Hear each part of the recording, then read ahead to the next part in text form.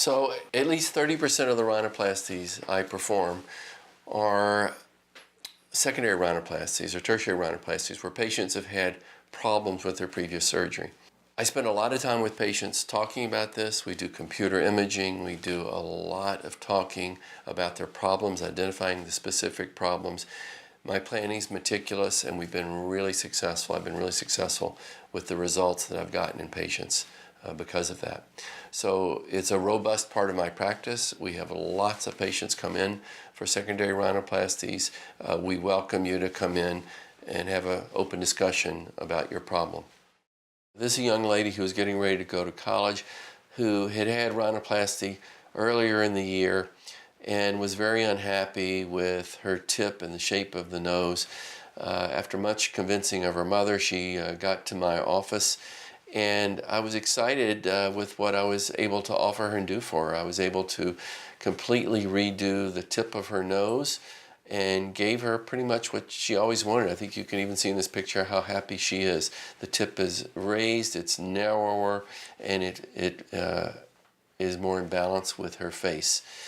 We're going to go to a second image. This one is from the side view, and on this one you can see how the nose was raised up, the tip was refined, and it just looks more balanced. It makes her chin look better, it makes her cheeks look better, and the balance of her forehead and even eyelashes look better.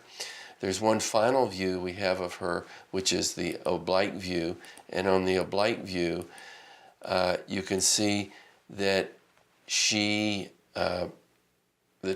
has the tip again raised up. You can see the tip looks separate, it looks nice, it looks small, it looks refined, and it looks like it matches the rest of her face. So in this young lady, you can see from the side views, on the left she's had rhinoplasty before. She's a nice looking young lady, but the tip isn't very good. And people ask me sometimes, does that mean the doctor messed up or did a bad job?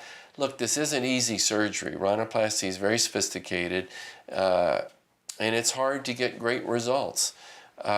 Fortunately, she came in. We were able to get a great result. I was able to reconstruct the tip of her nose using her own cartilage. We didn't have to add any specialized cartilage or any implants. We didn't have to do this through an open rhinoplasty.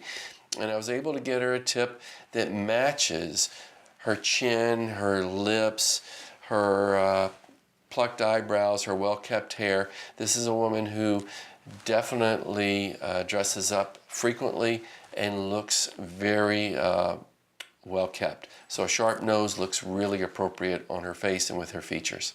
So this side view, you can see this patient that she's had nasal surgery before. Her dorsum isn't very attractive and the tip is really poorly defined. It just looks kind of like a blob on her face. I apologize for the pictures, but they were taken the day of surgery when she has a little shower cap on, a surgical cap. But anyway, after the surgery, you can see I used her own cartilage again, and I was able to lower the dorsum, the top part of the nose, and make the tip much more refined and sharp using her own cartilage. So altogether, it just makes her look pretty again and look more refined, and this is pretty much what she wanted, and she is very happy. If you're unhappy with the results, if you didn't get what you expected, if you look in the mirror and you think it could be a lot better, then know that there's help out there. With meticulous planning and execution, you can get the result that you always wanted.